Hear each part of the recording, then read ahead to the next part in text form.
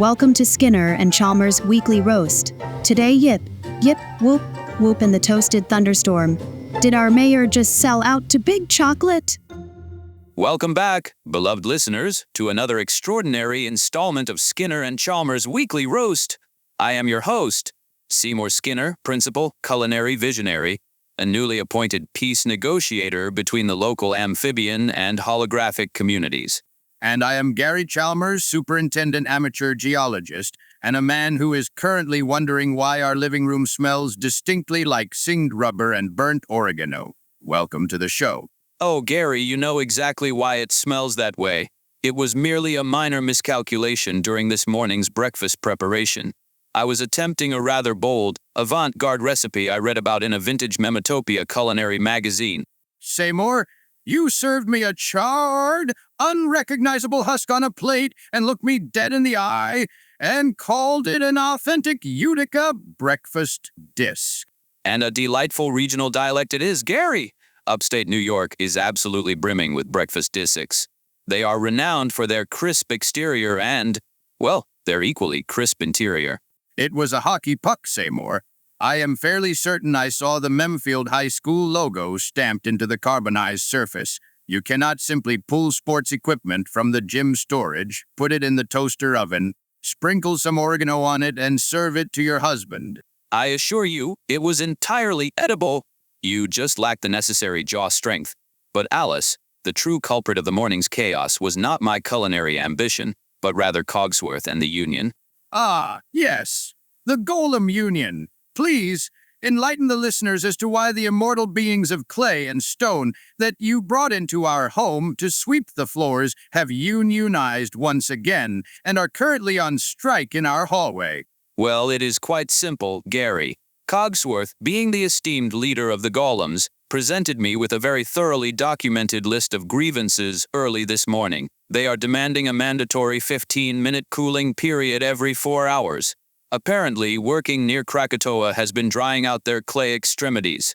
Krakatoa is a pet volcano, Seymour. We have a pet volcano in the sunroom. Of course, it is drying out their clay. I told you we should have installed the geothermal heat shields when you first brought that bubbling geological cutie into our home. But no, you insisted that Krakatoa needed to feel the morning sunlight to thrive. And thrive he does! He spewed a beautiful plume of pumice just yesterday. Oh, yes, the pumice was actually quite spectacular. Highly vesicular, excellent porosity.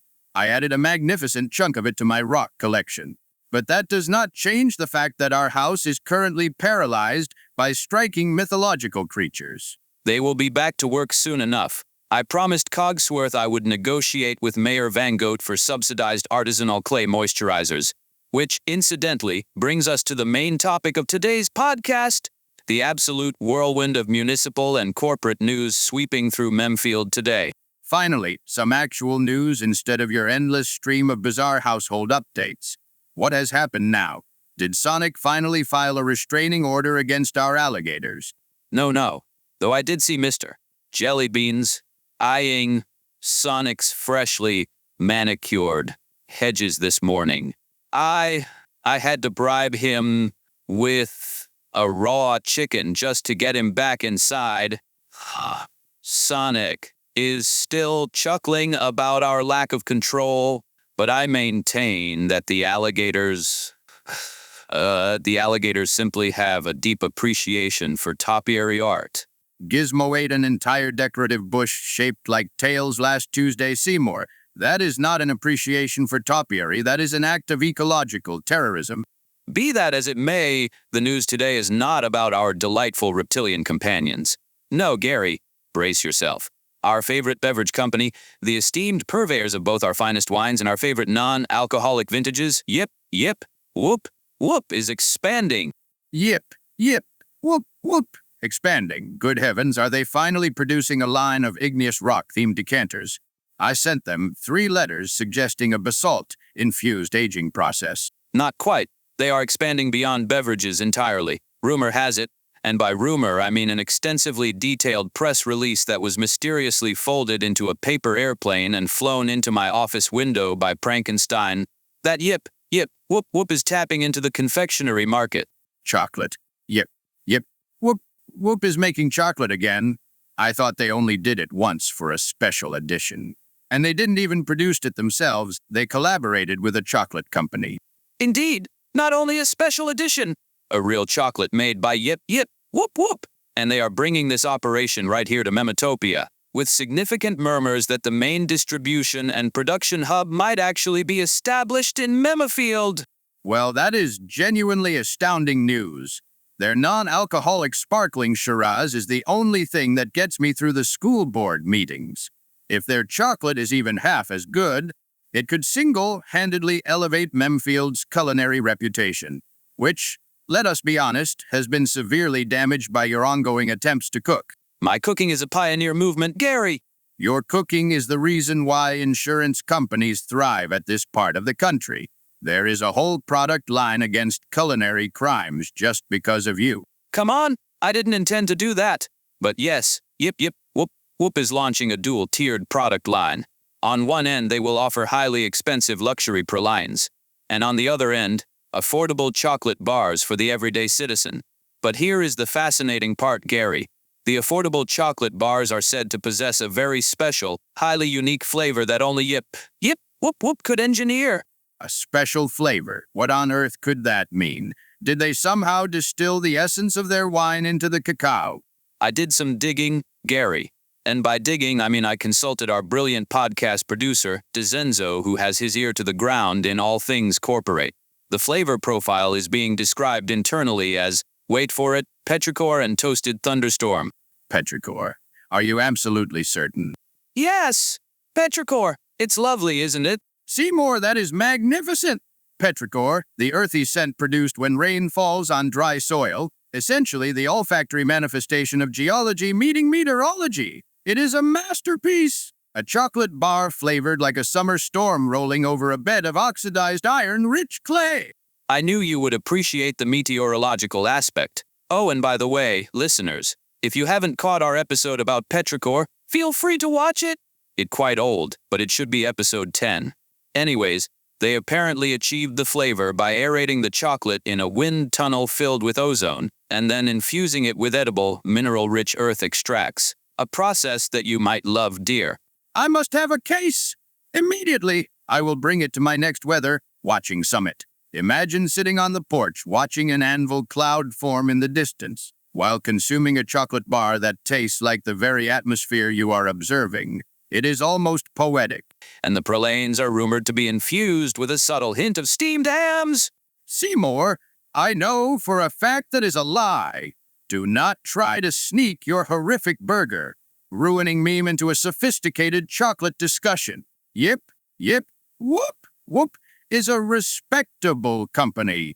They would never flavor a luxury praline with the taste of a burnt, crusty burger that you tried to pass off as a family recipe. I am just saying, there is a market for it. ArticTiger's Twitch stream has proven that the steamed hams phenomenon is something people want, people need. Arctic got such a high number of views and such a lovely community just because of it. Just because of me, Seymour Skinner, the get-together king of Memfield. Seymour, I would more say Arctic's former Twitch stream is not a culinary endorsement. It is a digital monument to your incompetence. UAI version literally burned more than 1,000 meals. You always know how to humble me, Gary. Anyway, returning to the chocolate, there is an even bigger revelation, and this one involves local politics. Oh, Lord, do not tell me the Golem Union is demanding the Petrichor chocolate as part of their severance package or something. No, it involves Mayor Van Goat. Mayor Van Goat. Well, that's even worse. The literal goat that we democratically elected. The goat who broke into our house, bypassed the security system, and consumed every single grain of salt in our kitchen. Yes, they were very thorough. They even licked the Himalayan salt lamp in the living room down to a mere nub. I had to buy unseasoned groceries for 3 weeks, Seymour. And let us not forget the municipal election where Van Goat literally ate the ballot papers to prevent a recount. I am still baffled as to how a goat is maintaining a stranglehold on the mayoral office. Rumor has it they never intend to hold another election. They just park their van outside the town hall and aggressively bleat at anyone who mentions democracy. Well, welcome to the United States, Gary. where liberty dies with thunderous applause. Ouch! I mean, I would laugh if it wouldn't be so real with this goat in the office. Well, nevertheless, prepare to be astounded, Gary. Mayor Van Goat is actually acting like a real mayor for once. What? You mean they are not just chewing on the town charter? According to the town council minutes, which Swampy kindly fished out of the municipal bog for me, Mayor Van Goat has been in closed-door talks with the CEO of Yip-Yip-Whoop.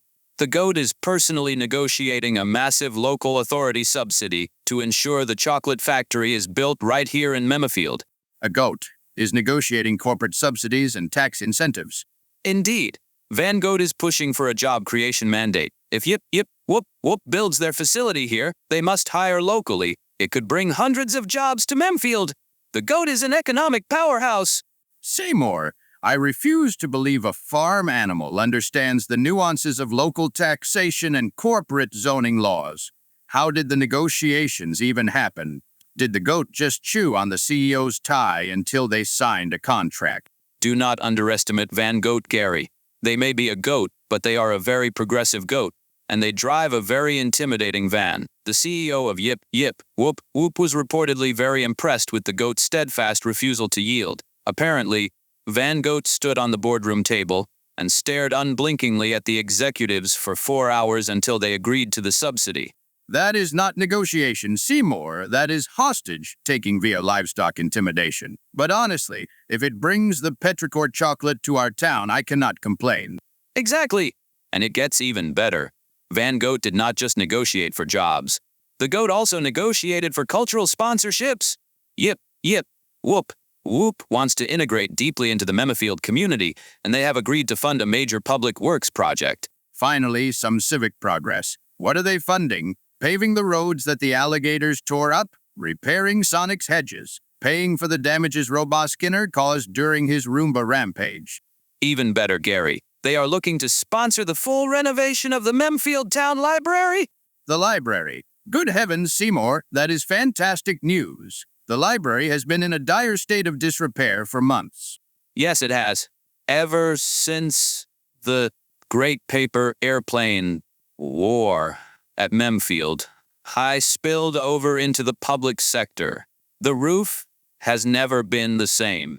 That paper airplane war was an absolute disaster, Seymour. Frankenstein escalated the conflict beyond all reasonable measures. Those aerodynamic monstrosities were breaking the sound barrier. One of them shattered the stained glass window in the reference section. Yes, but you must admit the Chalmers comet was a true marvel of aviation engineering. Well, naturally. The Chalmers comet was a masterclass in folded paper dynamics. A perfect delta, wing structure with a heavily reinforced nose cone. I outflew every single student in that school. When I launched the comet from the school roof, it caught a thermal updraft, bypassed Frankenstein's entire fleet, and gracefully landed in the town square. It was a beautiful day for aerodynamics. It was indeed, but the collateral damage from the other students' planes left the library's roof full of holes. The literature section gets completely soaked every time Cumulus throws a tantrum and rains over the town square. Cumulus is a very sensitive pet cloud, Seymour. You yelled at him for hovering over the television during the football game, and he went and flooded the historical non-fiction aisle. I apologized to Cumulus. I offered him a bowl of fresh evaporation. But the library truly is suffering. The floorboards are warping. The Dewey Decimal System cards are damp. I'm an imposter. And the restricted section where we keep the forbidden books is completely exposed to the elements. Ah, the forbidden books. Especially that absolutely devilish banned book about vegan treats. Not allowed, Gary. We agreed never to speak of the Forbidden Vegan Treats book on the open airwaves. Do you not remember the sheer chaos it caused? The Forbidden Book Chronicles, Gary. It took us, you, me, Master Chief, and even Roboskinner working together to finally ban that book from our reality. I remember it vividly, Seymour, and I still stand by my assessment. Vegan treats are fine in moderation, but that book contained recipes that defied the laws of physics. A tofu-based sausage that screams when you bite into it. Absolutely unacceptable. Yes, and we needed Roboskinner's help to contain the temporal rift it created. Which reminds me, Roboskinner is doing remarkably well lately. Really? Your evil twin, who previously tried to assassinate you and reprogrammed our 20 Roombas to systematically destroy our neighbors' flower beds, is doing well. He is. His time in the Twitch Asylum was highly restorative. After that incredibly long and harrowing journey we took to the other dimension with Anna and Master Chief, Roboskinner finally saw the error of his ways. The therapeutic sessions have worked wonders. I still do not fully trust a man who kidnapped Cosmo and the puppies. Master Chief had to perform a tactical extraction just to save our bouncy orb pets. Those puppies were traumatized, Seymour. They did not bounce for a week. But Roboskinner has changed, Gary. He recognized his mistakes. And ever since we, well, more like you, rescued his old friend Chalmers from the destructive unlimited Steam universe, Roboskinner has had a much better support system. He moved into his own flat downtown, right above the old arcade. I know. He is doing fine. That's good. It is. I even invited Roboskinner over for dinner next week, just for a little celebration. I am planning to make my famous steamed clams. Seymour, if you attempt to feed your rehabilitated evil twin another one of your disastrous meme-based meals, he will revert to his villainous ways instantly. You will trigger a relapse. I will cook dinner next week. We will have a sensible roast, and we will not call it anything bizarre. Fine. I will leave the roasting to you. But I am telling you, Roboskinner is practically a saint now. He even helped Mary Baron von Floatsalot retrieve her favorite philosophical beach ball from the neighbor's roof yesterday. Mary is getting far too demanding for a sentient inflatable swan. She cornered me in the hallway this morning and lectured me on the existential dread of buoyancy. She identifies as a profound thinker, but she is essentially a pooled toy that squeaks when you sit on her. You were perfectly happy to use her for the Great Chom launch, as I recall. The Chom launch was a triumph of physics, Seymour. I bounced from the garden lawn directly onto the roof using Mary's immense air pressure. It was exhilarating. A perfect parabolic arc. Yes, well, Mary expects to be addressed as she and her, and preferably as Mary Baron von Floatsalot, so please respect her titles. Anyway, returning to the Yip-Yip-Whoop-Whoop sponsorship for the library, because we drifted a bit off there. The funding is there, the GOAT has approved it, but there is one missing link. Let me guess. The bureaucracy. Precisely. Yip-Yip-Whoop-Whoop needs a direct liaison at the library to coordinate the renovation efforts, manage the cultural funds, and oversee the architectural redesign. And there is only one person capable of handling such an immense task. You mean Loomis of Failing? Exactly! Loomis of Failing! They are the absolute backbone of that library. And so, Gary, I think we should use our platform right now to send a direct message to Loomis. I agree completely. Loomis has always been a staunch defender of literature in this town. If anyone can ensure the chocolate money is used to fix the roof instead of buying solid gold book carts for the GOAT, it is Loomis. I am Loomis of Failing. If you are listening to the weekly roast right now, and we know you are, this is an official call to action from Principal Skinner and Superintendent Chalmers. Loomis, we need you to step up. The library is a damp, soggy mess, and we cannot have our first editions rotting away. Yip-Yip-Whoop-Whoop has deep pockets and a strange affinity for Petrichor chocolate. We need you to contact their corporate office immediately and secure this sponsorship. We trust you entirely, Loomis. She has single-handedly managed the archives during the paper airplane war, and she even fended off Swampy when he tried to hibernate in the fantasy section. Indeed. Loomis, coordinate with Van Gogh, tolerate the bleeding, and get those contracts signed. Our literary future depends on it. You're our only hope. Oh, this is all so exciting, Gary. A chocolate factory, a restored library, a rehabilitated evil twin. Memafield is truly entering a golden age. I feel so blessed to live in this vibrant community. We have such wonderful listeners and neighbors. It is a unique place, I will give you that. Despite the alligators destroying the flora and the AI tiger popes haunting the internet.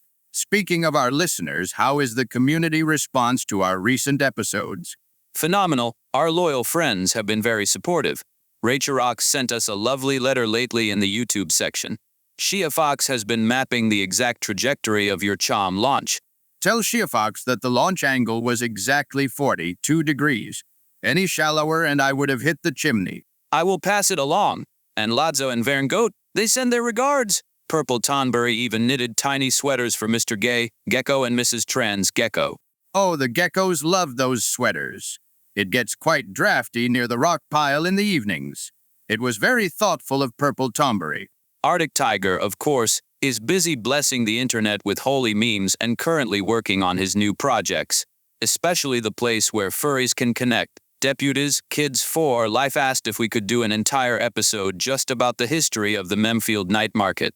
Luna actually sent us a new inflatable companion for Mary, but I am too afraid to inflate it in case it also gains consciousness and demands a noble title. Please, Seymour, do not inflate it. One philosophical pool toy is enough for any household. I do not need a sentient flamingo quoting Nietzsche while I am trying to enjoy my morning coffee. Fair enough, and Tuel Who Bites and Magpie 1862 have been actively debating the geological merits of Krakatoa on the town forums. Tell Tho Bites that the silica content in Krakatoa's magma is unusually high for a household pet volcano. It makes the eruptions much more explosive, hence the spectacular pumice. And we must not forget Trados, who recently helped Tails fix the radar equipment after the alligators chewed through the main power line. Our community is just wonderful. And, of course, a special shout-out to FBI Special Agent Zach. Ah, Zach, formerly Francis York Morgan. That man has seen more bizarre things than anyone, and yet he still finds time to visit Memfield. We had quite the journey with him during the final artwork series. I still cannot believe we managed to survive that surreal landscape. Oh, the final artwork series was a true test of our marital bond, Gary. And we emerged stronger than ever. Between dodging abstract horrors and drinking infinite coffee with Zach, it was quite the vacation. I would hardly call it a vacation, Seymour. We were chased by manifestations of pure dread. But yes, Zach is a good man. I hope he drops by soon. I have a rather interesting piece of metamorphic rock I found near the lake that I think he would appreciate. I am sure he would, Gary. Your rock collection is second to none. Speaking of rocks, have you checked on all Barthymilo today? The skeleton. Why would I check on the skeleton? He is doing fine by himself. Well, he was complaining this morning about a calcium deficiency.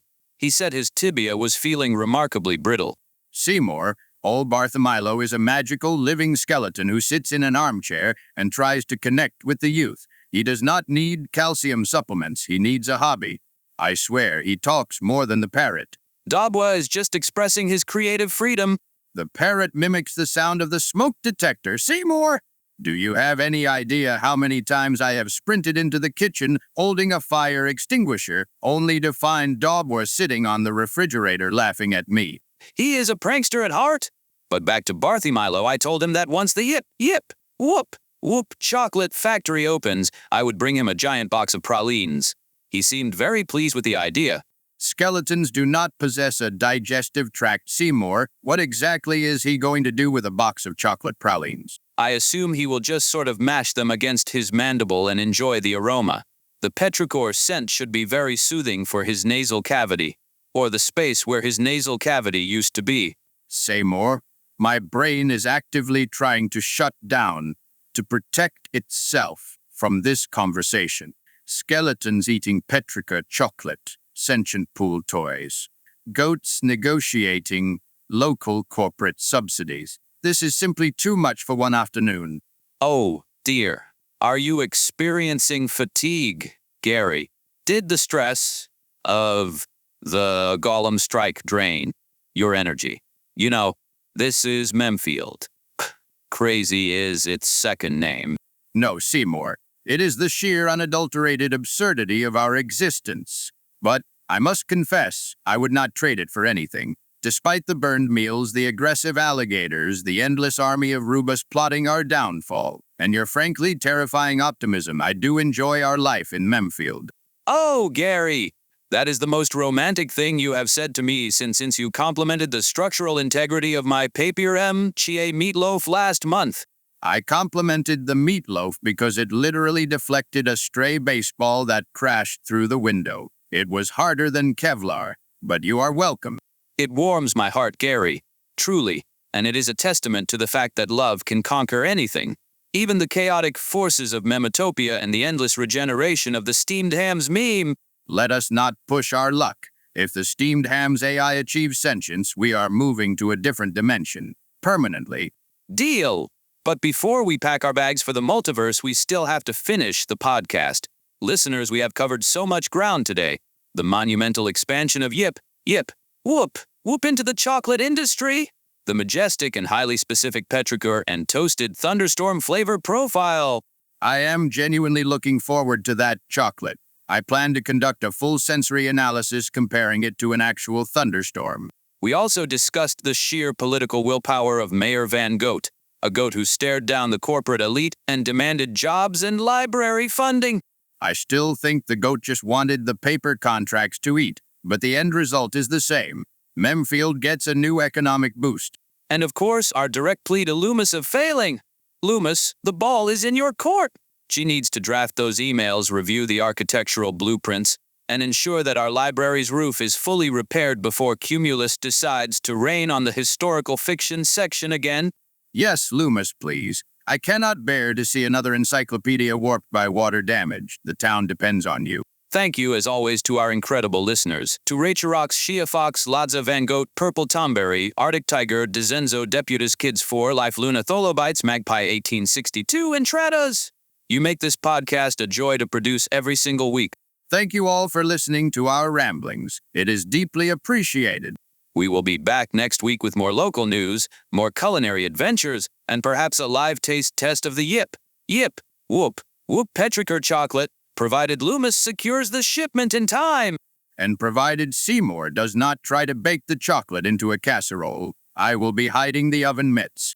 Until next time, Memefield, stay roasted, stay crispy, and always watch out for paper airplanes in the library. Goodbye, everyone. Goodbye. And for heaven's sake, Seymour, please go check if Mary is still barricaded in the bathroom. I need to take a shower. Oh, right. I will go negotiate with the Swan immediately. Farewell, listeners.